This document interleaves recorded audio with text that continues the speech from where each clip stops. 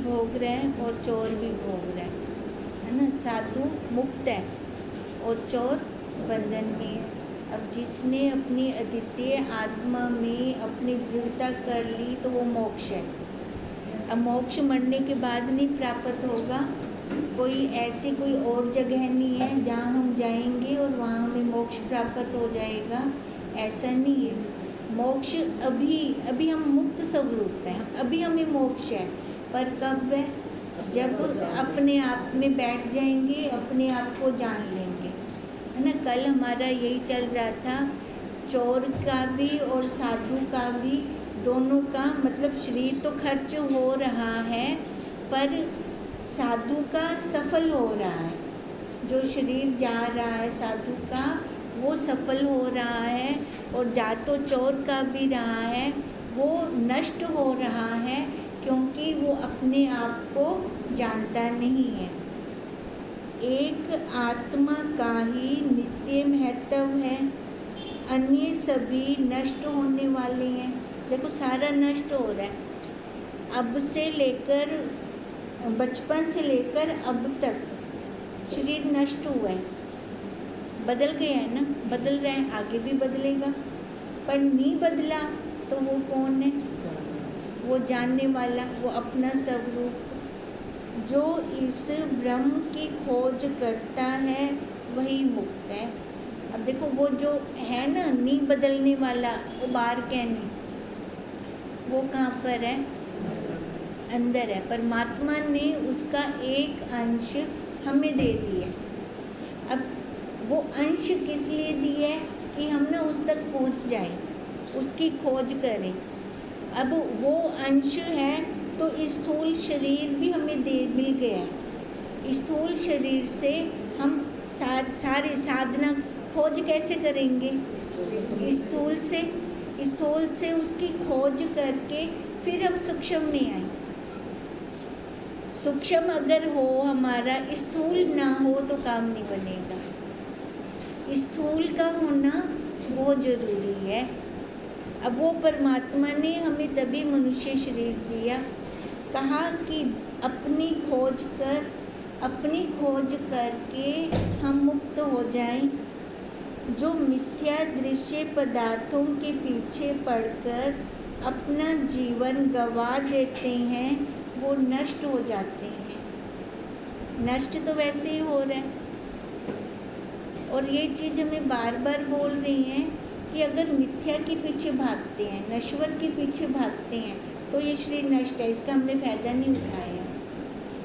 और अगर हम अपने स्वरूप में आकर अपने आप की खोज कर रहे हैं तो ये शरीर तो भी खर्च हो रहा है, तो भी जा रहा है, पर वो क्या हो गया? सफल हो गया, है ना। हम सफल हो गए। फिर अपने आप को हमने जानने में हमने अपने आप को खर्च कर दिया। खर्च ना होने वाला वो सिद्ध किया हमने। तभी कहा, तभी माता जी कहते थे ना, अरे तू ब्रह्म है। ओला शरीर को थोड़ी आंख दिया ना ब्रह्म। ब्रह्म किसको कहते थे? उस साक्षी को, उसको लेकर, क्योंकि शरीर तो जा रहा है, ये ब्रह्म हो ही नहीं सकता। और जो ब्रह्म है उसको हम जान लें। हम उल्टा चल रहे थे, हम जो जानने वाला है उसको ब्रह्म समझ के कर रहे थे। पर जब ये हमें गुरुदेव ने एकदम साफ साफ दिखा दिया, फिर देखो हमारा क्लियर हो गया सारा।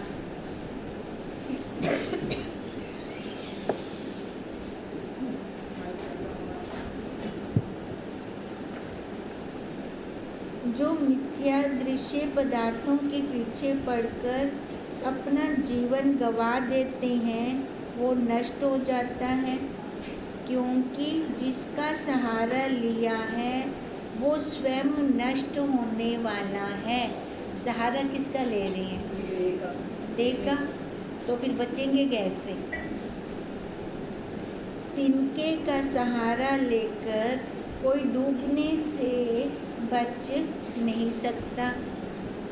जिस प्रकार चोर ही सजा पाता है एवं साधु सब छंद भ्रमण करता है, वैसी ही स्थिति अज्ञानी और ज्ञानी की है ना। चोर सजा पा रहा है और साधु मस्ती से है, मस्ती से अपना भ्रमण कर रहे हैं। अब चोर वही है, अब चोर वो वाला नहीं है जो चोरी करता है, डाके डालता है, वो नहीं। अब चोर कौन है? जो देह पे बैठे हैं, वो चोर है। अब सजा मिल रही है उसको। सजा क्या मिल रही है? ये जन्म मरण का चक्कर चल रही है, सबसे बड़ी सजा है। और साधु जिसने अपने आप को जान लिया, वो तो फिर मस्ती से घूमेगा ही अपना।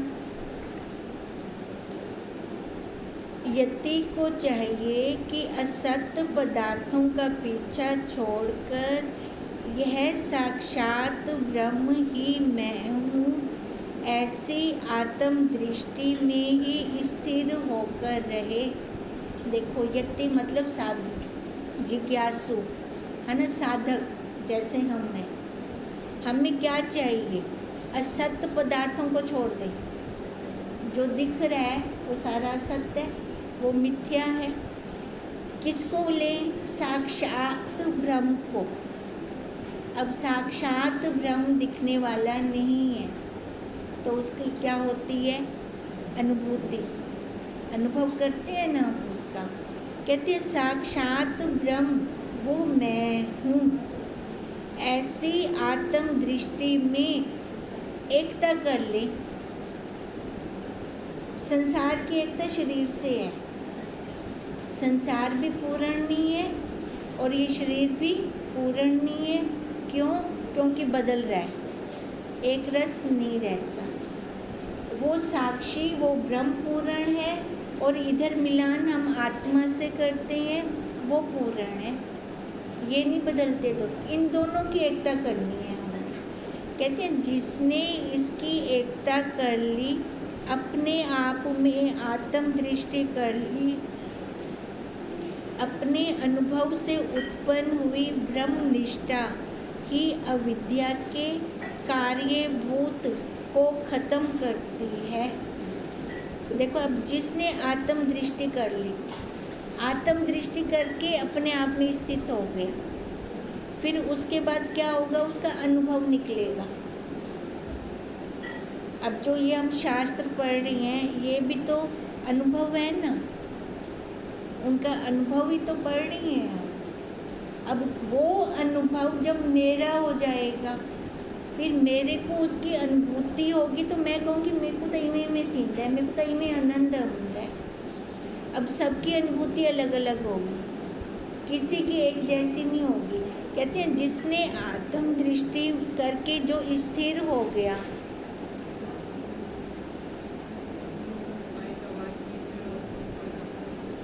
नहीं फिर आवाज़ नहीं जाती, बल लगाना पड़ता है ज़्यादा।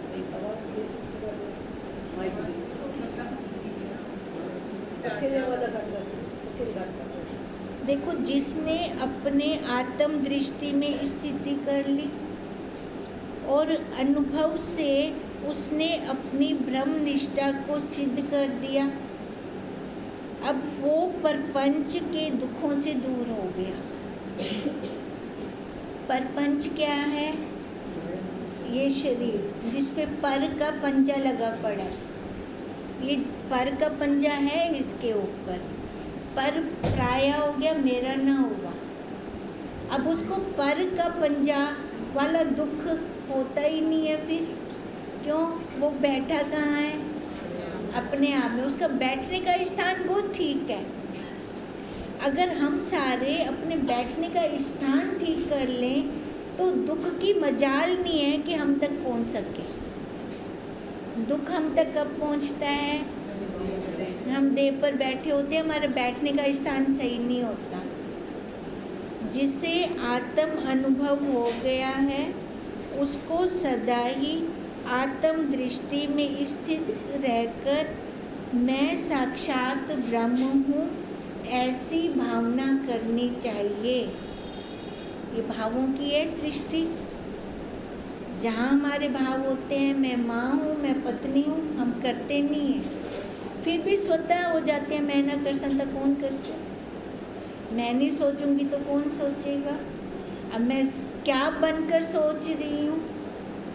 शरीर पे बैठ के उपाधियों को ओढ़ कर, कहते हैं इसी जगह पर अगर हम ब्रह्म भाव कर ले तो भावता वो भी भाव है ना, पर संसार वाले उपाधियाँ के भाव स्वतः आ जाते हैं, हमें करने नहीं पड़ते, हम बन जाते हैं, वैसे के वैसे बन जाते हैं।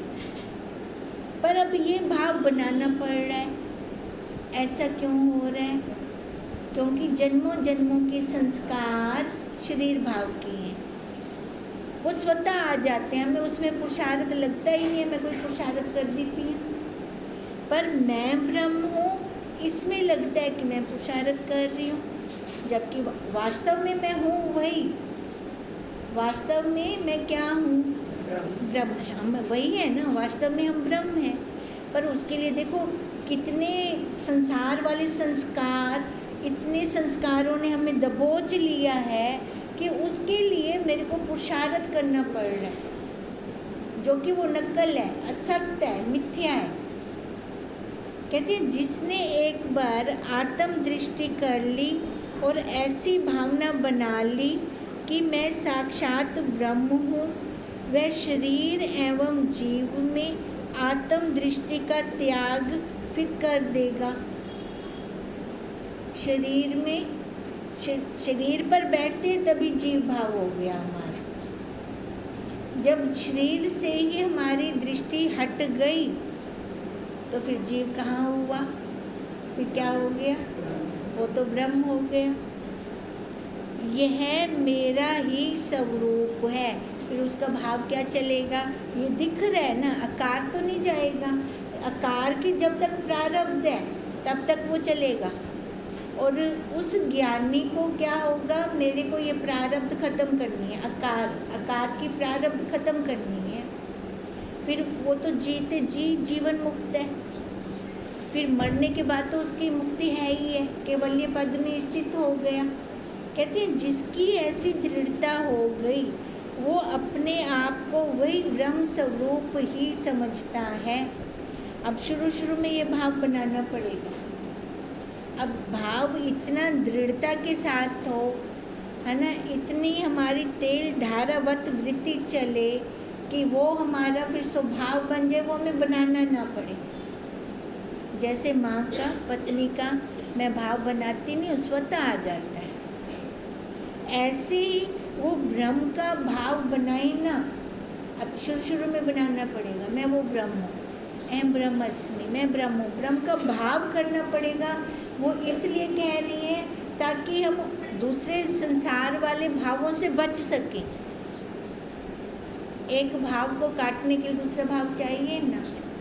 लोहे से कांटा निकलता है ना। अब ऐसे ही उस भाव को काटने के लिए ब्रह्म भाव चाहिए। पर जब इसमें हमारी इतनी दृढ़ता हो जाएगी, हमारा स्वभाव बन जाएगा, फिर क्या हो जाएगा? फिर भाव खत्म, वो भाव खत्म हो गया, फिर मैं वही रूप हो गया। वो जैसे छोटी नदी बड़ी नदी में मिल गई तो छोटी नदी का अपना स्वरूप खत्म, वो क्या बन गई? बड़ी नदी। फिर कहने की ज़रूरत है नहीं। कहा तब तक जाता है जब तक वो छोटे का भाव रहता है। जब ये छोटे का भाव हट गया तो बड़े कहने की ज़रूरत क्या है? वो तो है ही है। फिर यह ब्रह्म निष्ठा स्वयं के अनुभव से प्राप्त होनी चाहिए। देख किसी, अब गुरुदेव ने अनुभूति ले ली, उसका आनंद कौन ले रहा है? फिर गुरुदेव ले रहे हैं ना। अब जो अनुभूति ले लेगा, ब्रह्मनिष्ठा की जो अनुभूति ले लेगा, आनंद कौन लेगा? वही। कहते उन्होंने कहा इतना ना रहे, क्या हो जाए? हाँ, अपना हो जाए। मैं कह रहा हूँ ऐसा भाव हो जाए। वो फिर अपनी अनुभूति बोलेगी। जब वो अपनी अनुभूति बोलेगी तो वो अपना ब्रह्मनिष्ठा, यह ब्रह्मनिष्ठा स्वयं के अनुभव से ही प्राप्त होती है। जिसे इसका अनुभव नहीं हुआ है वह यदि मैं ब्रह्म हूँ ऐसी भावना करता है तथा कहता रहता है तो यह उसका दुराचरण मात्र है।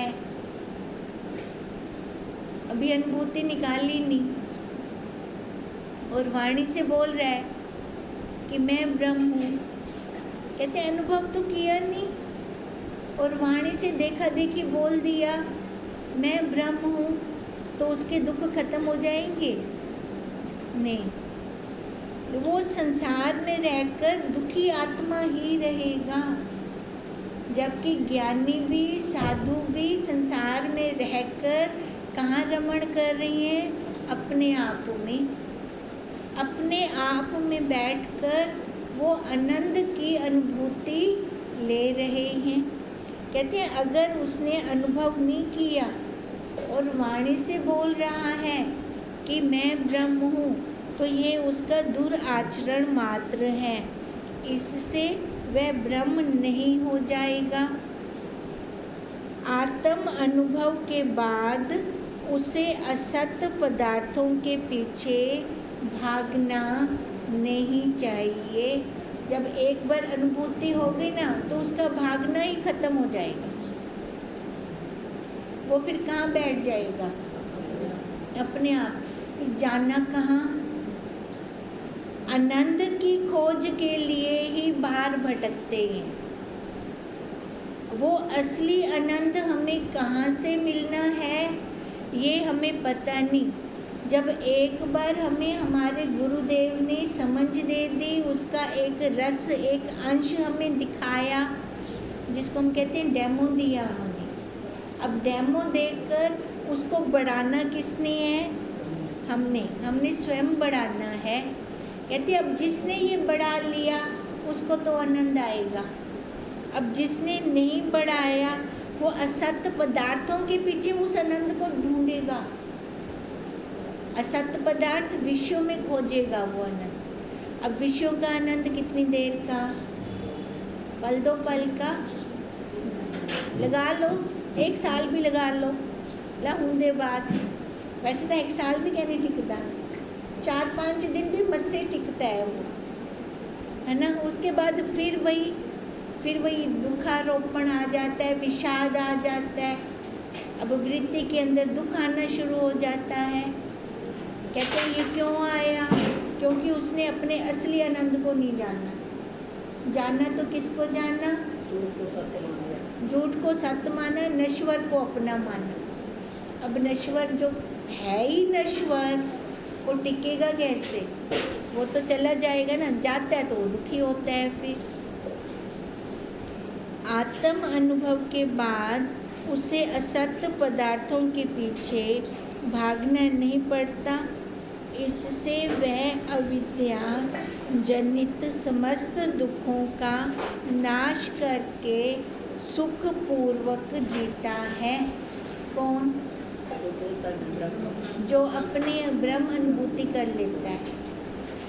वो क्या करते हैं? अविद्या जनित समस्त दुखों का। अब जहाँ से दुख आते हैं ना, ऐसे पदार्थों का ही सेवन ही नहीं करता, वहाँ से वो बाहर निकल आता है, ऊपर उठ जाता है। ऊपर उठकर फिर कहाँ बैठता है? अपने आप में बैठता है। बाहरी विषयों का चिंतन अपने दुर्वासना रूप फल को ही उत्तर बढ़ाता है।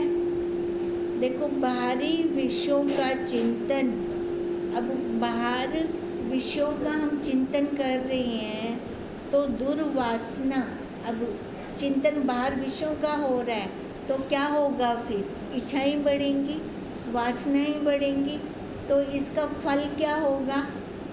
दुख होगा, क्लेश होगा। कहते हैं वो अपने दुख को ही बढ़ाता है। फिर इसलिए विवेक पूर्वक आत्म स्वरूप को जानकर बाहरी विषयों को छोड़ता हुआ नित्य आत्म अनुसंधान ही करता रहता है। अब जो जिज्ञासु है, जो साधक है, जिसने अपनी मंजिल तक पहुंचना है, तो रास्ते की रुकावटें तो हटाएगा, अपना रास्ता साफ करेगा, अपना रास्ता साफ करेगा। ये विषय रुकावट है, ये हमें अपनी मंजिल तक पहुंचने नहीं देंगे। कहते हैं अब जो जिज्ञासु है ना, यहाँ रुकेगा ही नहीं। क्यों? क्योंकि उसने एक बार अपने आप का डेमो ले लिया, अनुभूति ले ली। अब उसको वही अपना शाश्वत आनंद चाहिए। अब शाश्वत आनंद चाहिए तो ये नश्वर को पार करता जाएगा। वासना भी दो प्रकार की होती है।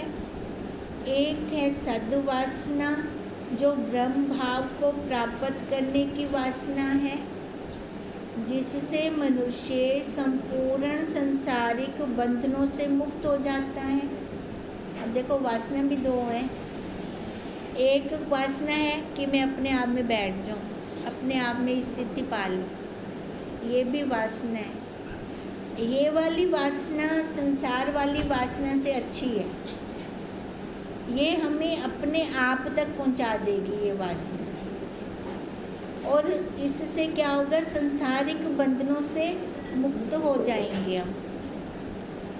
दूसरी वासना है दुर्वासना, जो इस संसार बंधन को और कड़ा करती है, जिससे मनुष्य जन्मों जन्मों तक दुख ही भोगता है। अब अगर विषयों के अंदर आसक्ति रहेगी, हमारा काम नहीं बन सकता, हम जन्म मरण के चक्कर से बाहर नहीं निकल सकते। जिसको हम कहते हैं कि हमारा रास्ता गोल हो गया, गोल का अंत नहीं आना कभी, लंबे रास्ते का अंत आ जाएगा। लंबा रास्ता वही हो गया कि मैंने अपने ब्रह्म भाव की वासना की, उससे मैंने संसार की वासनाओं को काटा। अब ये लंबा करते करते करते क्या हो जाएगा, मेरा स्वभाव बन जाएगा, मेरे को उठे ही पुजना है, मेरे को उठे ही पुजना है, मेरे को उठे ही पुजना है। तो क्या होगा, धुन सवार हो जाएगी एक। अब जब जिस चीज़ की धुन सवार हो जाती है वो अपने आप इंद्रियों से हो जाती है, हमें पता नहीं चलता, हमारी इंद्रियां स्वाभाविक उस कार्य में लग जाती हैं, फिर वो हमारा स्वभाव हो जाता है। अब कहते हैं अगर ऐसा है, सद्भावना है, फिर तो हमारा रास्ता क्लियर हो जाएगा, देर सवेर पहुँचवेसु। अगर दुर्वासना है फिर चांस कहनी, क्योंकि ये विषय छोड़ने वाले ही नहीं है। या मैं कहूँ कि मैं विषयों को छोड़ने वाली नहीं हूँ। विषय तो जड़ है, चेतन कौन हुआ, मैं। तो मैं अगर विवेक नहीं करती, विचार नहीं करती, तो इसी चक्कर में घूमूंगी, तो ये जन्म मरण का चक्कर कभी ख़त्म नहीं होगा, और जो जन्मों जन्मों का दुख हमारा चलता रहेगा। इस दुर्वासना का कारण विषयों का चिंतन, मैंने चिंतन किसका किया है ना, चिंतन है। इसलिए विवेकशील पुरुष को चाहिए कि इन बाहरी वासनाओं का सर्वथा त्याग कर दें और आत्म अनुसंधान की ओर लगे रहें। अब देखो विवेकी को ये चाहिए, जो विवेक कर रहे हैं, विचार कर रहे हैं, उसको क्या चाहिए, अपने आप में बैठे, अपने आप का अनुसंधान करे, अपनी खोज करे। पर हम खोज किसकी करते हैं, बाहर, है ना, लोगों की खोज कर दूँ, अपने घर कौन आए, है ना, कितने दिन रहा, भी उसकी जांच पड़ताल से हमें क्या हो जाना है, हमें क्या मिल जाना है। बाहर के संस्कार लाएंगे, है ना, राग द्वेष लेकर बैठ जाएंगे, तो उससे हमारा क्या बनेगा, ये जन्म मरण का चक्कर बन जाएगा, छुटकारा तो नहीं होगा। इसलिए हमें क्या करना चाहिए, अपने आप में बैठकर अपना अनुसंधान कर कर, अपनी खोज कर कर अनुभूतियाँ निकालें, अपना अनुभव निकालें। अपना जो अनुभव निकालेंगे तो जब दूसरे को भी सुनाएंगे तो बहुत आनंद से सुनाएंगे। और वही अनंत स्वरूप मैं हूँ। ओम तम नमामि हरिं परम।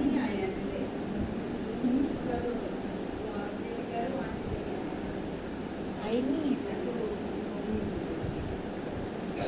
अच्छा, आज शांति आंटी जी ने आना था तो तभी हम थोड़ा पहले ख़त्म कर रहे थे ना, सारे मिल लेंगे उनसे भी।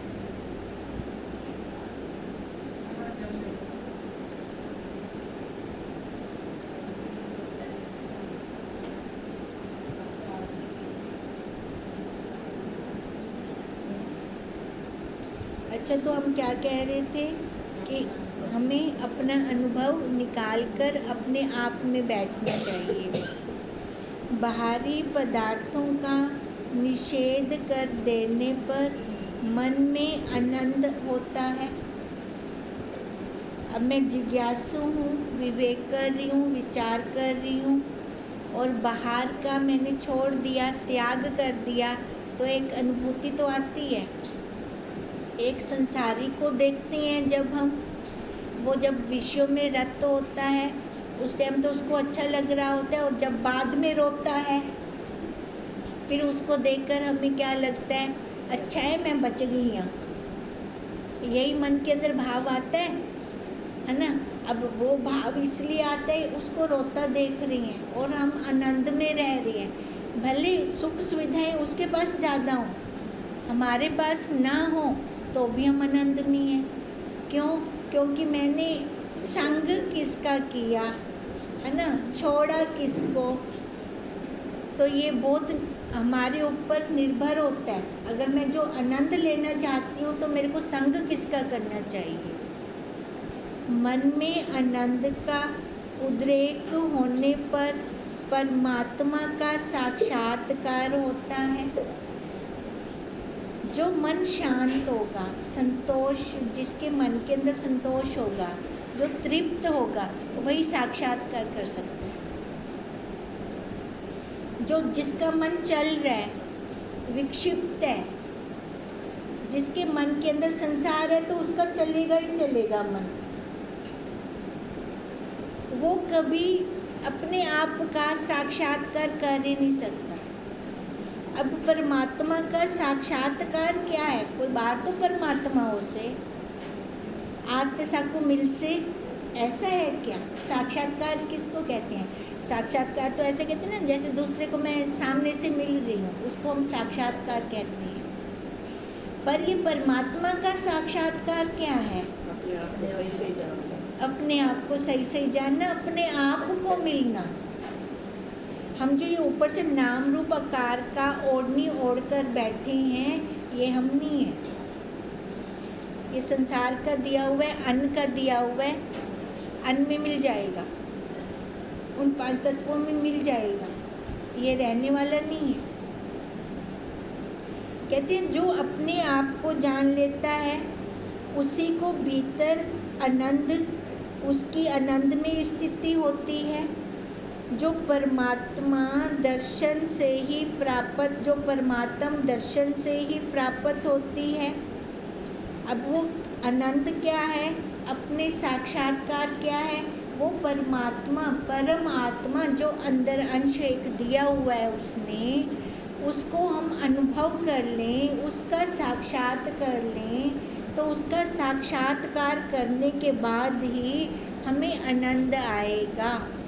जब हम ध्यान समाधि में बैठते हैं तो हम क्या करते हैं? मन को रोकते हैं जो चल रहा होता है ना, संकल्प विकल्पों को रोकते हैं, एकाग्र करते हैं मन, कर्म इंद्रियों, ज्ञान इंद्रियों को भी एकाग्र करते हैं।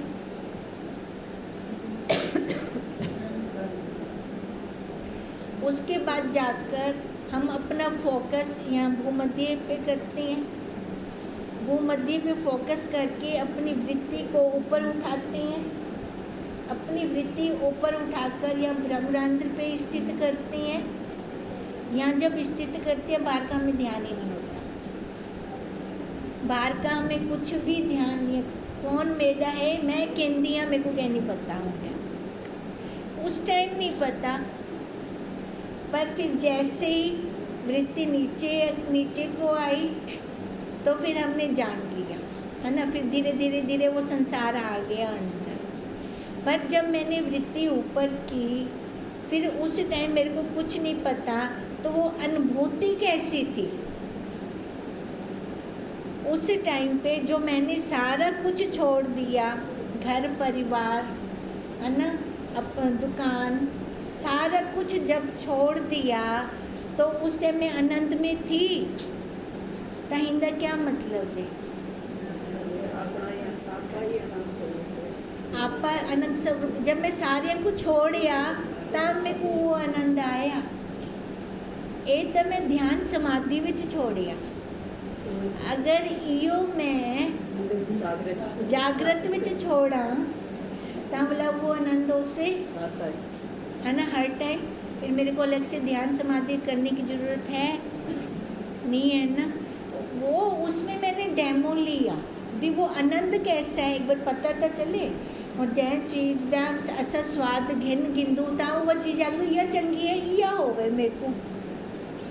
पहले एक बार तो मैंने स्वाद लिया, लेना ज़रूरी है हम सबका। जब तक हम उसका स्वाद नहीं लेंगे तो मन कैसे चाहेगा वो वाला मिले मेरे को दोबारा। मन तो उसको लेता है बार बार जिसका उसको आनंद आता है, जो उसको अच्छा लगता है, जो भाता है इसको। अब वो जब मैंने अपना आनंद लिया, मेरे को अच्छा लगा, तो उसको मैं चाहूँगी कि मेरे को जागृत में भी हो। पर ध्यान समाधि में कब हुआ? जब मैंने सबको छोड़ा, वृत्ति एकाग्र की, एकाग्र करके ऊपर ले गई, है ना। कर्म इंद्रियाँ ज्ञान इंद्रियाँ शांत कर दिए, उनको हिलाया डुलाया नहीं, अपने आप में आई, अपने आप में बैठकर वो आनंद लिया। अब कहते हैं जागृत अवस्था में भी वो आनंद हो, कहता कर्म इंद्रियाँ भी हिल दें, ज्ञान इंद्रियाँ भी हिल दें, मन भी है प्या सामने, मतलब वो आनंद की में उससे कैसे आएगा वो आनंद? फिर बिल्कुल देखें देखें देखें, साक्षी भाव से हम देखें, दृष्टा बन के। ये सारा दृश्य है। अब दृश्य कब तक रहेगा? जब तक मैं उसको बढ़ावा देती हूँ तब तक। अगर मैं अब इस दृश्य को बढ़ावा नहीं देती, ख़त्म करती, तो अभी ख़त्म।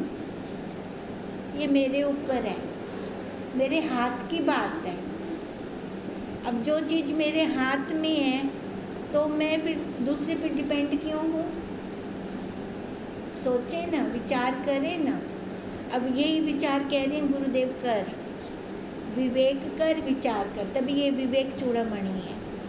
विवेक कर रहे हैं, विवेक करके अपने आप में आए, अपने आप में आकर उसका आनंद लें। उसका आनंद लेंगे तभी इस संसार बंधन का नाश होगा, तभी अपने आप का साक्षात्कार होगा। जब मैंने अपने आप का इस प्रकार साक्षात्कार किया तो बाहरी वस्तुओं का निषेध करना नहीं पड़ेगा। हो गए, फिर वो है या नहीं है मेरे को उससे कोई मतलब ही नहीं है बाहरी विषय है तो भी क्या है, नहीं है तो भी क्या है। इसको कहते हैं निषेध करना, हटाना नहीं। ये गुलाब जामुन है, मैंने नहीं खाना, मैंने विषयों का संग नहीं करना, नहीं है तो भी मेरे को कोई फ़र्क नहीं है। मैंने खा लिया तो भी कोई फ़र्क नहीं है, नहीं खाया तो भी कोई फ़र्क नहीं है। इसको कहते हैं निषेध करना। ऐसा जब निषेध फिर स्वतः होगा, मेरे को करना नहीं पड़ेगा। पर मैंने किया क्या, इसके लिए क्या किया? सही जगह पे बैठी हूँ, बस सही जगह पे बैठना आ जाए हमें। जब हमें सही जगह पे बैठना आ जाएगा तो हमारा काम बन जाएगा। ओम तम नमामि हरि परम। ओम